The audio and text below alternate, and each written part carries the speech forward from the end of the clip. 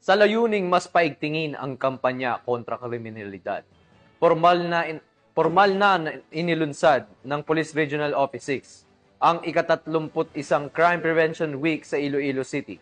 Magbabalita dyan si Patrolwoman Andrea Dominic de Palubos.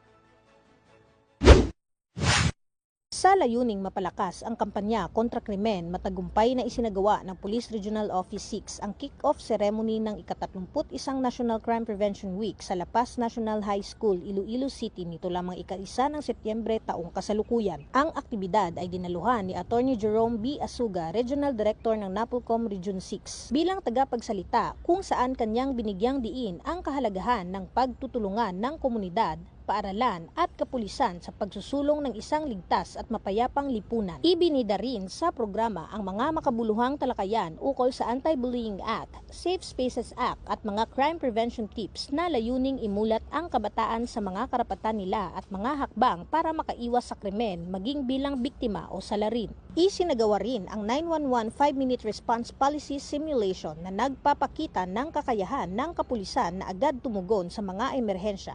Isang konkretong patunay ng dedikasyon ng Philippine National Police sa mabilis at epektibong serbisyo publiko. Formal ding isinagawa ang ceremonial blowing of the whistle bilang simbolo ng pagkakaisa sa kampanya kontra krimen at namahagi ng mga advocacy materials sa mga estudyante at guro upang mapalawak pa ang kaalaman ukol sa kaligtasan at tamang asal sa komunidad. Ang mga ganitong inisyatibong gawa ay naglalayong hikayatin ang kabataan na maging aktibong katuwang sa crime prevention at palakasin ang tiwala ng publiko sa kakayahan at serbisyo ng kapulisan. Sa pangunguna ng Police Regional Office 6, patuloy ang Philippine National Police sa pagsusumikap na gawing ligtas ang bawat komunidad mula paaralan hanggang lansangan. Sa pamamagitan ng mga ganitong inisyatibo, hindi lamang nila isinusulong ang batas, kundi pinapalakas din ang boses ng kabataan bilang tagapagtaguyod ng kapayapaan. Mula dito sa Police Regional Office 6, ako ang inyong Police News Network Correspondent, Patrolwoman Andrea Dominic de Palobos, alagad na batas, tagataguyod ng balitang pulis.